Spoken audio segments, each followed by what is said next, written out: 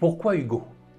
Ce jeune homme de 26 ans, alors qu'il était au restaurant à la mer avec sa chérie qu'il adore, en train de manger des fruits de mer, a été pris d'une violente crise d'angoisse et a terminé la soirée aux urgences médicales. Tu comprendras pourquoi cela est arrivé et surtout comment cela est parti en regardant cette vidéo. Lorsqu'Hugo me rencontre, je l'ai vu pour la première fois, il m'explique que depuis un événement conscient, identifié, qui l'a traumatisé, il n'est plus le même. Il n'est plus pareil, il est toujours stressé, dans un état particulier, il n'est pas redevenu comme avant. Et il m'explique ce qui s'est passé. Il m'explique qu'il est en couple avec une femme magnifique qu'il adore depuis 3 ans, ils sont très heureux, et que ce jour-là, ils avaient décidé, c'était un samedi, il faisait un temps magnifique, de passer la journée à la mer. Il se revoit, me dit-il, en train de passer l'après-midi à la mer, il faisait super beau, les pieds dans l'eau, une balade, tranquillement, on mange une glace, on découvre la ville, les environs, le bord de mer, tout va très bien. Et puis, avant de revenir chez eux le soir, ils se disent on va faire un petit resto, manger des fruits de mer. Ils trouvent un petit restaurant sympa, ils se mettent dedans, un apéritif et commandent un plateau de fruits de mer. Et puis, me dit-il, à un moment donné, alors qu'il mangeait les fruits de mer, il a été pris d'une crise d'angoisse violente, difficulté à respirer, oppression, stress, tremblement, transpiration. Ça a été très impressionnant, subit. Il n'a pas compris pourquoi. On a dû appeler les pompiers et il a terminé la soirée romantique aux urgences. Pas terrible. Et depuis cet événement-là, il n'est pas redevenu comme avant, il n'est pas retourné à l'équilibre. Ok. Je lui dis de fermer les yeux dans un premier temps, allongé sur la table de massage, et de penser à quelque chose de positif et d'agréable pour prendre un référentiel équilibré. Il pense à quelque chose, se sent très bien, moi le corps dit « je gère, pas de stress », parfait. Je lui demande ensuite de repenser à la scène du restaurant, la journée, le restaurant, l'apéritif, les fruits de mer, et toute cette angoisse comme s'il revivait maintenant la crise d'angoisse. Et lorsqu'il pense à ça, moi, quand je le teste, j'ai un plomb qui saute et lui a du mal à respirer, oppression, angoisse, suffocation, il n'est pas bien, stress, 9 sur 10. Nous mettons l'information en mémoire. Nous ouvrons le dossier de cette crise d'angoisse ce soir-là dans ce restaurant. À partir de ce moment-là, nous travaillons pour ce sujet précis.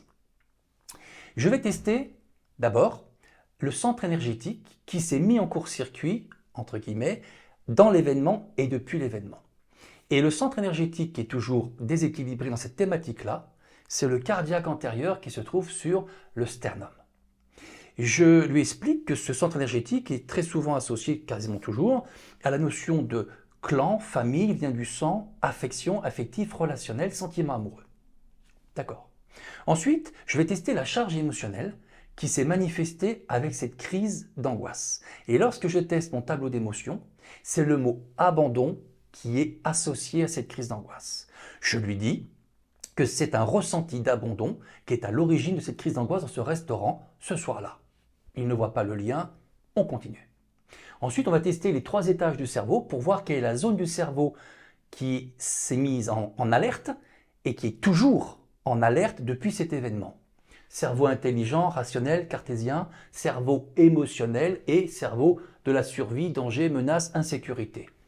Néocortex, système limbique, cerveau reptilien. Et quand je teste les 3 étages, c'est le cerveau émotionnel, le système limbique, qui est toujours en stress par rapport à cet événement. L'alarme n'est pas désactivée. Je lui explique. Et je lui dis que quand c'est le système limbique qui est comme ça activé, c'est qu'il a vécu une scène dans laquelle il n'a pas supporté de vivre ce qu'il a vécu. Non pas à cause des conséquences, du danger, de la peur qui allait survenir, mais il ne supporte pas le fait de vivre cette scène. Ça ne devait pas arriver. D'accord. Ensuite, une fois que j'ai ces 3 éléments-là, cardiaque antérieur en déséquilibre sur la poitrine, d'ailleurs c'est là où les gens ont des oppressions au passage, le sentiment d'abandon ou le ressenti d'abandon qui est bloqué et le cerveau émotionnel. Je lui dis que nous allons tester l'origine. Est-ce que c'est ce qui s'est passé ce soir-là au restaurant avec sa chérie à la mer qui est le point de départ, ou est-ce qu'il s'est passé quelque chose dans la scène qui est venu réveiller ce ressenti d'abandon? Tu ne lui parles pas du tout, d'accord, hein?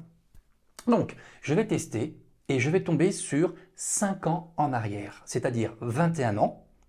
Je lui dis que ce problème-là est en lien avec un événement à l'âge de ses 21 ans, il y a 5 ans. Je te rappelle que ça fait 3 ans qu'il est avec cette copine. Je lui dis, est-ce que 21 ans, ça vous parle? Il me dit, c'est là où j'ai quitté mon ex-copine. Ok. Comment ça s'est passé? Très mal.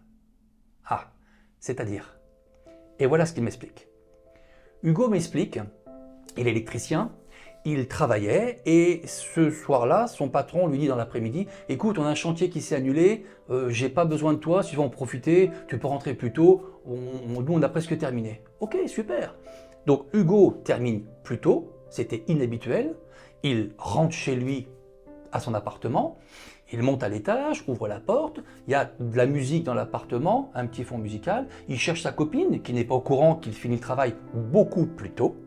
Il ne la voit pas dans le salon, dans la salle de bain, dans la cuisine, et il entend la musique qui vient de la chambre à coucher.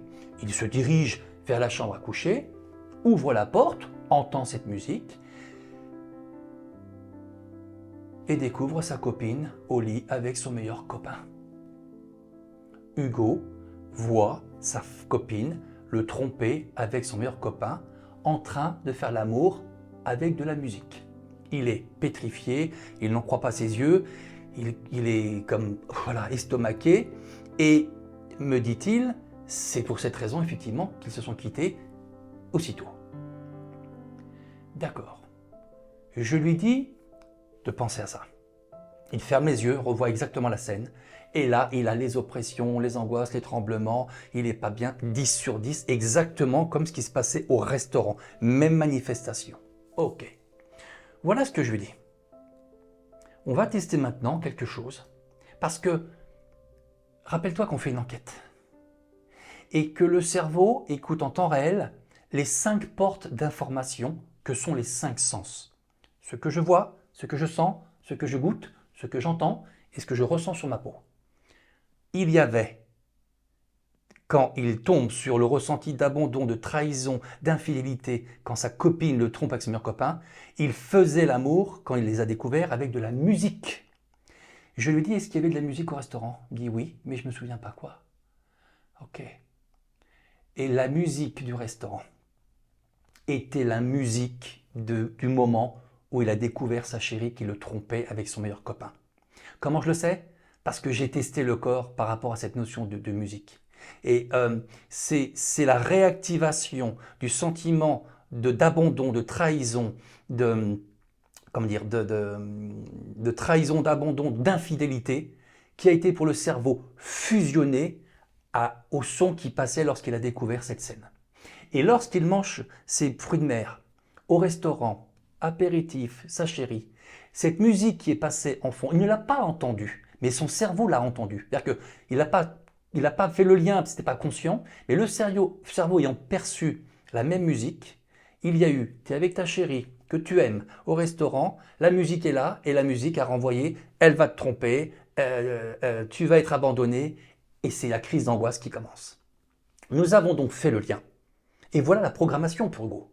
C'était pas les fruits de mer, c'était pas cette scène, c'était la musique que le cerveau avait entendue en arrière-plan qui a réveillé le choc émotionnel, cette trahison, cette infidélité et cet abandon. Ok, maintenant qu'on a compris, on a corrigé. Dans un premier temps, je l'ai dissocié de la charge émotionnelle d'abandon qui était bloquée sur, je te rappelle, pas le restaurant, mais la trahison, l'infidélité, l'abandon ressenti quand il découvre sa chérie au lit avec son meilleur copain. Rentrant plus tôt du travail, lui faisant une surprise. Une belle surprise. Lorsque je dissocie l'émotion, son cerveau ne peut plus trouver la charge émotionnelle qu'il a ressentie devant la trahison de sa copine dans sa chambre.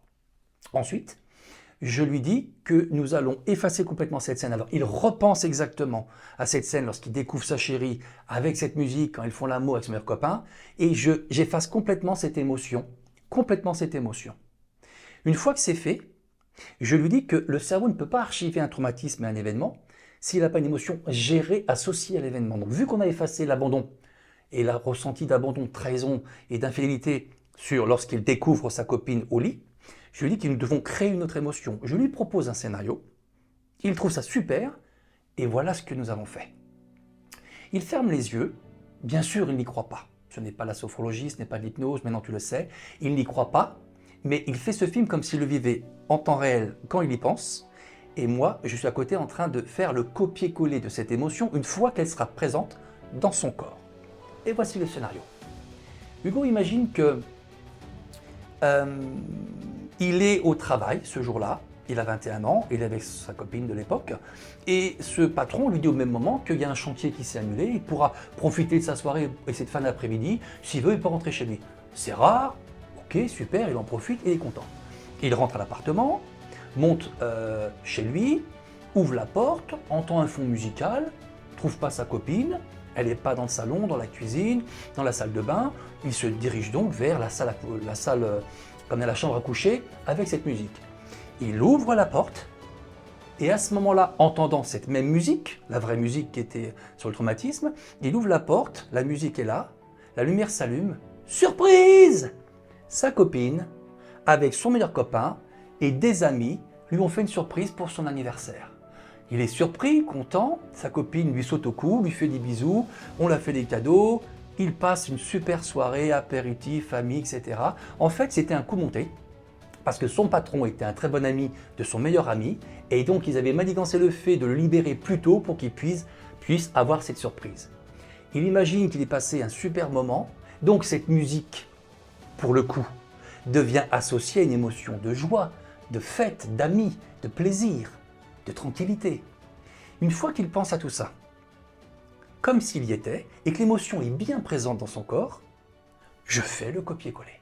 Je vais mettre ce ressenti nouveau dans le dossier initial du traumatisme, et cette émotion-là va remplacer celle d'abandon, de trahison et d'infidélité qui a été effacée. Je fais le copier-coller. L'émotion est mise à jour.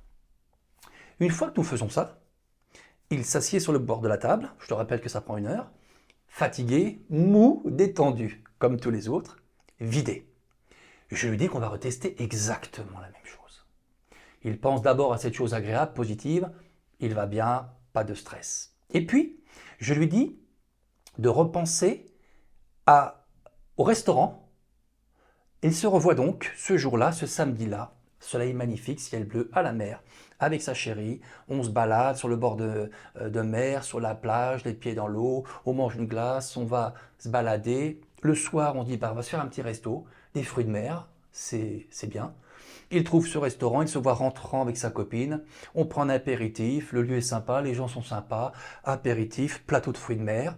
Il s'imagine là, avec la musique en arrière-plan, et il pense à la crise d'angoisse. Et il ne se passe rien. Rien. Il respire normalement, il n'a pas d'oppression, pas de tremblement, pas d'angoisse. Il voit la scène comme s'il faisait la crise d'angoisse, mais comme quelqu'un qui regarde une scène. Il ne ressent plus rien. Et moi, quand je teste, je n'ai aucun plomb qui saute. Son cerveau n'est plus en réaction. Parce que cette musique-là, la vraie musique de la vraie scène, est associée maintenant à son anniversaire surprise, à sa chérie qui a fait une surprise avec son meilleur ami, avec les cadeaux, la soirée, un super moment. Et donc, il n'y a pas de stress et pas de danger. Donc, l'événement du restaurant est maintenant géré et n'est plus un traumatisme. On a donc fait bye bye trauma. On a transformé le traumatisme en souvenir. Je lui dis, on va repenser maintenant à la réalité, ce qu'on a corrigé, mais la vraie histoire. Il ferme les yeux et se rappelle qu'à 21 ans, 5 ans plus tôt, il est avec cette copine et il repense à la vraie histoire lorsque libéré plus tôt par son patron dans l'après-midi, soi-disant parce qu'un chantier a été annulé, et c'était le cas, il va chez lui, à l'appartement, il n'a pas prévu sa copine, il voulait faire une surprise, il entend de la musique, il ne trouve pas sa chérie dans le salon, la cuisine, la salle de bain, se dirige vers la chambre à coucher, ouvre la porte, entend cette musique et découvre sa chérie au lit avec son meilleur copain en train de le tromper. Et quand il pense à ça, il n'y a plus rien. Alors, mentalement, ce n'est pas positif, bien sûr, mais il n'y a plus les angoisses, le stress, ça ne monte plus. Moi, j'ai plus le plomb qui saute, le cerveau le gère maintenant parce que l'émotion qui monte en arrière-plan, c'est la fête surprise de ses amis qui étaient là pour lui, pour son anniversaire. Alors, le scénario est toujours négatif parce que c'est toujours la même scène de tromperie. Mais l'émotion qui monte quand on regarde ce film est l'émotion de la fête avec les amis pour l'anniversaire. Et ça ne fait plus sauter le plomb. Voilà ce qui a été fait pour Hugo. Hugo est reparti. il m'a fait savoir qu'il n'était plus du tout dans le même état. Ça avait changé. Et ce que je trouve super dans cette histoire-là, alors qui est très négative pour le coup, mais comme beaucoup d'autres, c'est que rappelle-toi des 5 portes d'information. Ce que je vois, ce que je sens, ce que je goûte, ce que j'entends et ce que je ressens sur ma peau. Tout événement associé à un stimuli sensoriel que je peux ne pas avoir noté, ça peut être inconscient, va être associé d'office. Et qu'un stimuli sensoriel similaire des années plus tard, même toute une vie, va rester en mémoire et rester associé à l'émotion qui n'a pas forcément été associée. Là, c'était la musique pour le restaurant, mais ça aurait pu être une odeur, ça aurait pu être un aliment, ça aurait pu être une déco, une couleur, quelque chose. Donc c'est très intéressant de comprendre que, tu vois là, tout se passe bien au restaurant, il part aux urgences quand même. C'était la musique. C'était la musique. Le cerveau n'oublie jamais rien, le corps n'oublie jamais rien. Voilà, c'était l'histoire d'Hugo, 26 ans, électricien qui de repas romantiques aux fruits de mer, à la mer, au restaurant, termine aux urgences. Ça s'est bien terminé pour lui. Donc tout va très bien pour lui. Je te souhaite de partager ce témoignage à qui pourrait en avoir éventuellement le bénéfice. Je te rappelle, fais circuler, abonne-toi, commente si tu veux. Et on se retrouve pour de prochaines histoires tout aussi passionnantes. À bientôt, merci. Au revoir.